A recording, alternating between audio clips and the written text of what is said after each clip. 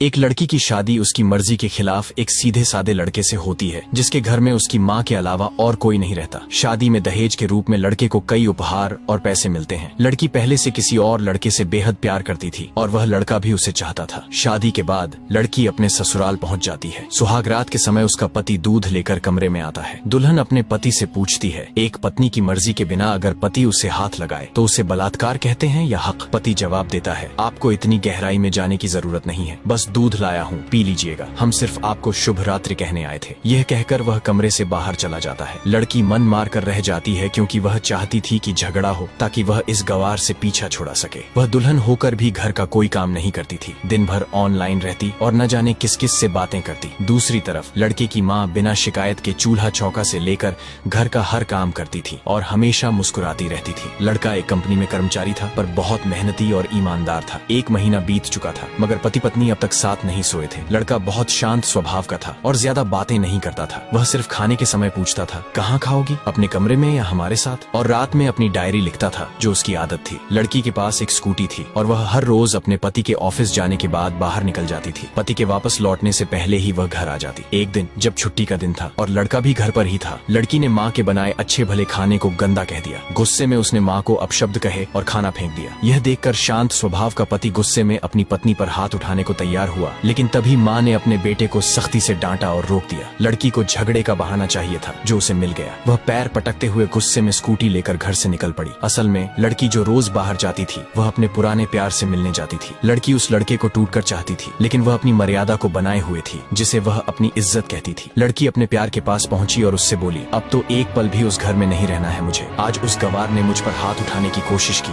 ये मुझे बर्दाश्त नहीं। लड़का बोला, मैं तो कब से कह रहा हूँ कि भाग चलो मेरे साथ कहीं दूर, मगर तुम हो कि हर बार टाल देती हो। लड़की ने जवाब दिया, शादी के दिन मैं आई थी तुम्हारे पास, तब तो तुमने खुद ही मुझे वापस भेज दिया था। लड़का कहने लगा, खाली हाथ भागकर कितना दूर जा सकती हो? मैंने कहा था कि कुछ पैसे और गहने साथ ले आना, तुम तो खाली हाथ ही आ गई थी। आखिर दूर किसी नई जगह पर जिंदगी नए सिरे से शुरू करने के लिए पैसे तो चाहिए ना? लड़की बोली, तुम्हारे और मेरे प्यार के बारे में जानकर मेरे घर वालों ने मेरे बैंक पासबुक, ATM और सारे गहने तक जब्त कर लिए थे। मैं तुम्हारे पास लाती भी क्या? हम दोनों मेहनत करके कमा भी तो सकते थे। लड़के ने तीखे स्वर में जवाब दिया, खाली हाथ भागते तो ये इश्क का भूत 2 दिन में उतर जाता, समझी? और जब भी तुम्हें छूने की कोशिश करता हूँ बस नखरे दिखाती हो, हर बार यही कहती हो। शादी के बाद? लड़की ने गंभीरता से कहा, हाँ, शादी के बाद ही अच्छा होता है ये सब। मैं आज भी एक कुंवारी लड़की हूँ। शादी के बाद भी आज तक उस गवार के साथ सो नहीं सकी क्योंकि मैं तुम्हें ही अपना पति मान चुकी हूँ। बस तुम्हारे नाम का सिंदूर लगाना बाकी है, वह लगा दो, फिर सब कुछ तुम्हारी मर्जी से होगा। लड़का मुस्कुराकर बोला, ठीक है, मैं तैयार हूँ, मगर इस बार कुछ पैसे जरूर साथ ले आना। ऐसा मत सोचना कि हम दौलत से प्यार करते हैं, हम सिर्फ तुमसे प्यार करते हैं। बस थोड़े पैसे किसी छोटे मोटे बिजनेस के लिए चाहिए। लड़की ने नाराजगी से कहा, उस गवार के पास पैसे कहाँ होंगे? मेरे बाप से 3 लाख रुपए ऊपर से मारुति कार भी ले चुका है। हाँ, कुछ गहने हैं, वही ले आऊंगी आज। यह कहकर लड़के ने लड़की को एक होटल का पता दिया और वहाँ मिलने का समय तय कर चला गया। लड़की घर आकर फिर से झगड़ा करने लगी मगर अफसोस वह अकेले ही चिल्लाती रही, उससे लड़ने वाला कोई नहीं था। रात 8 बजे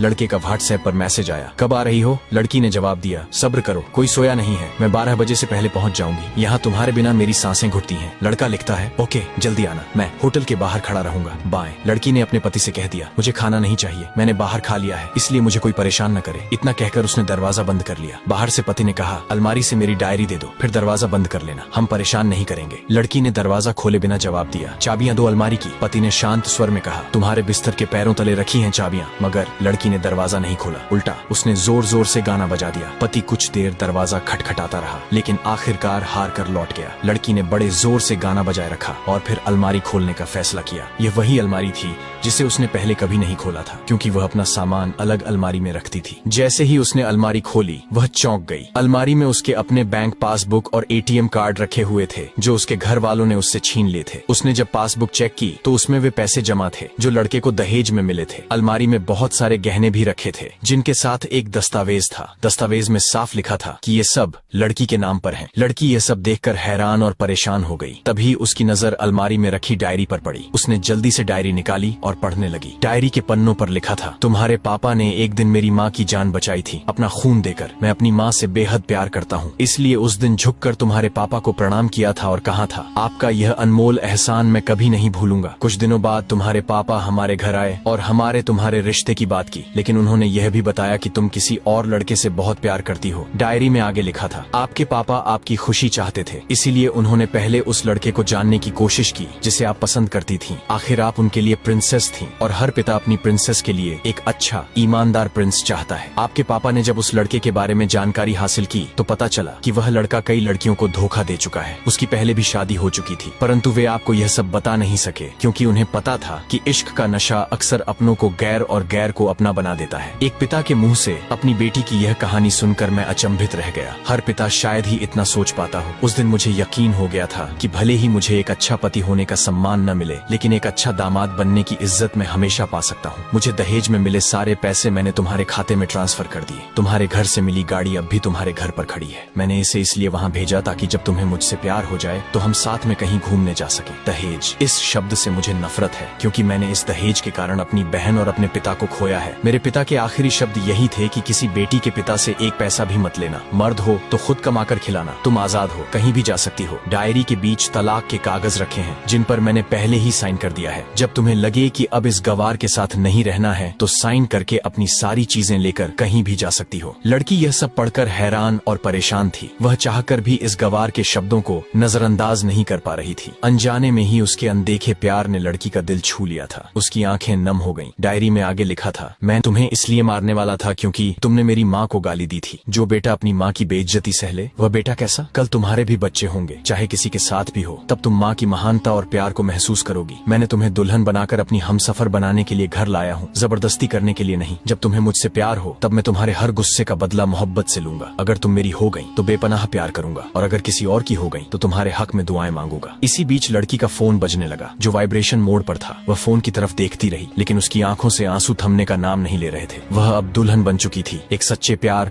और समर्पण को महसूस करती हुई सिसकते हुए लड़की ने अपना मोबाइल उठाया और पहले सिम कार्ड को तोड़कर सारा सामान वैसे ही रखा जैसा था। न जाने कब उसकी आंखें बंद हो गईं, उसे पता ही नहीं चला। सुबह देर से उठी, तब तक उसका पति ऑफिस जा चुका था। उसने सबसे पहले नहा धोकर साड़ी पहनी, फिर अपनी मांग में लंबी और गहरी सिंदूर डाली। फिर उसने किचन में जाकर सास को कमरे में बुलाया और तैयार होने के लिए कहा। कुछ समझे बिना सासू माँ को अपने साथ स्कूटी पर बिठाकर थोड़े नमकीन, हलवे और चाय के साथ जबरदस्ती ले जाने लगी। सासू माँ को कुछ भी पता नहीं था कि बहू उन्हें कहाँ ले जा रही है, लेकिन वह चुपचाप बैठ गई। रास्ते में सासू माँ से पति के ऑफिस का पता पूछते हुए वो ऑफिस पहुँच जाती है। जब पति ने अपनी पत्नी को इस हालत में देखा तो वह हैरान रह जाता है। पति ने पूछा, सब ठीक तो है ना माँ? लेकिन माँ बोलने से पहले पत्नी गले लगाकर कहती है, अब सब ठीक है, I love you for ever. Office में खड़े सभी लोग ये दृश्य देख रहे थे तो दुल्हन कहती है, मैं इनकी धर्म पत्नी हूँ। अब 1 महीने तक मेरे पतिदेव ऑफिस में दिखाई नहीं देंगे। ऑफिस के लोग चौंक जाते हैं। दुल्हन ने कहा, क्योंकि हम लंबी छुट्टी पर जा रहे हैं साथ साथ। पति ने कहा, पागल। दुल्हन ने कहा, आपकी सादगी और भोलेपन ने मुझे ऐसा बनाया है। सभी लोग तालियां बजाते हैं और दुल्हन फिर से अपने गवार पति से लिपट जाती है। वह जानती है कि अब से वह कभी भी अपने पति से दूर नहीं होगी। बड़े कड़े फैसले होते हैं कभी कभी हमारे अपनों के, लेकिन हम समझ नहीं पाते